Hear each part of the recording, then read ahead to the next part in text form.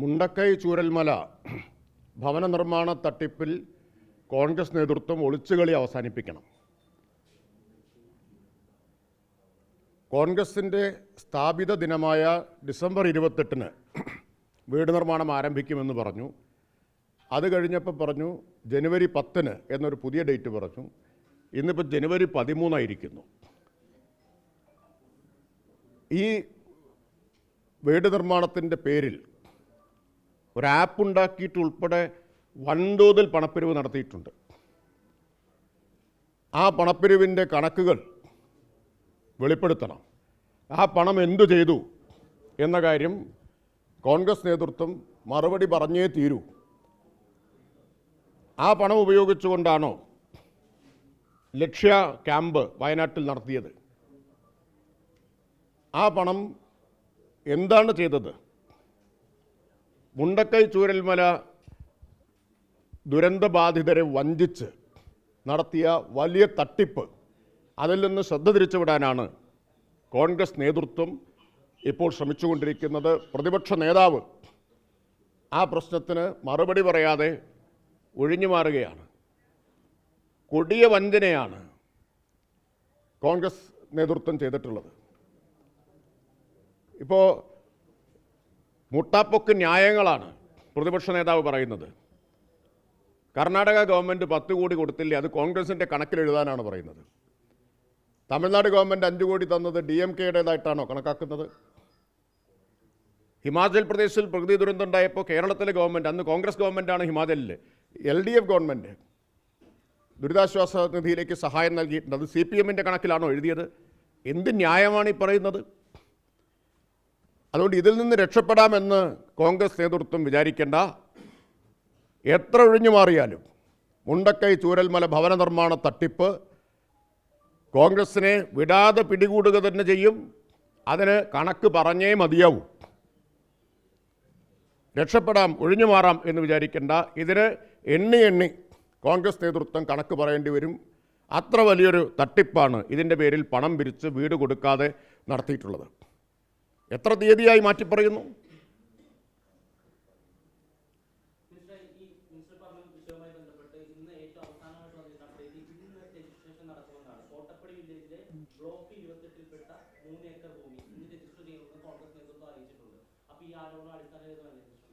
ഭൂമി രജിസ്ട്രേഷനായാൽ പ്രശ്നം തീരുമോ?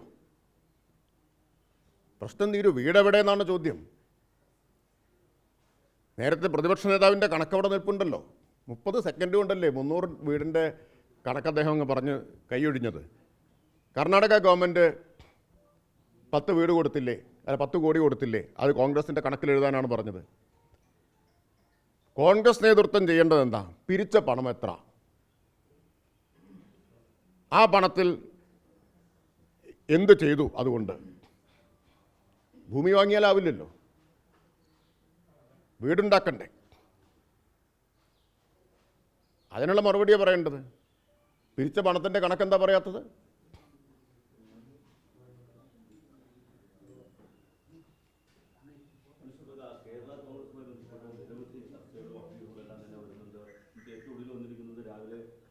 സോണിയാഗാന്ധി ജോസ് കെ മാണിയുമായി സംസാരിച്ചു. പാൽ ഉൾപ്പെടെ വെച്ചിട്ടുള്ള കാര്യത്തിൽ ഉറപ്പ് നൽകി.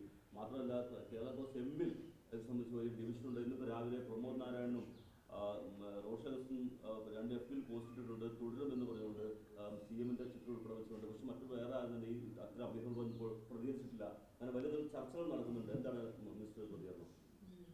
ഞാനിപ്പോൾ 2 കാര്യം കണ്ട്. ഒന്ന്, ശ്രീ ജോസ് കെ മാണിയുടെ ഓഫീസിൻ്റെ ഒരു പ്രസ്താവന ഇന്ന് പത്രങ്ങളിലെല്ലാം വന്നിട്ടുണ്ട്, ഇന്നലെ വരാൻ കഴിയാത്തതിനെ സംബന്ധിച്ച്. അപ്പോൾ ആ അഭ്യൂഹം അതോടുകൂടി അവസാനിച്ചല്ലോ.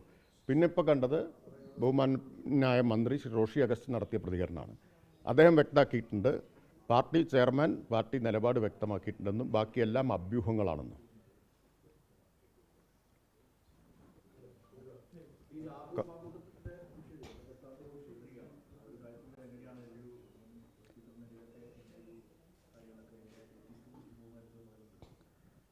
എത്തിക്സ് ഉള്ളവർക്കാണ് അത് ബാധകമായിട്ടുള്ളത്. സ്വയം അദ്ദേഹം ഒഴിയാൻ പോകുന്നില്ല എന്നുള്ളത് വ്യക്തമാണ്. ഒഴിയണമെന്ന് കോൺഗ്രസ് ആവശ്യപ്പെടുന്നുമില്ല. മാത്രമല്ല ഒളിഞ്ഞും തെളിഞ്ഞുമുള്ള സംരക്ഷണം കൊടുക്കുന്നു, ന്യായീകരണവും നടത്തിക്കൊണ്ടിരിക്കുകയാണ്. എന്തോ ഒരു പാവം പയ്യനെ വേട്ടയാടി എന്ന മട്ടിലാണ് കോൺഗ്രസിൻ്റെ സാമൂഹിക മാധ്യമങ്ങളിലെ ന്യായീകരണമൊക്കെ.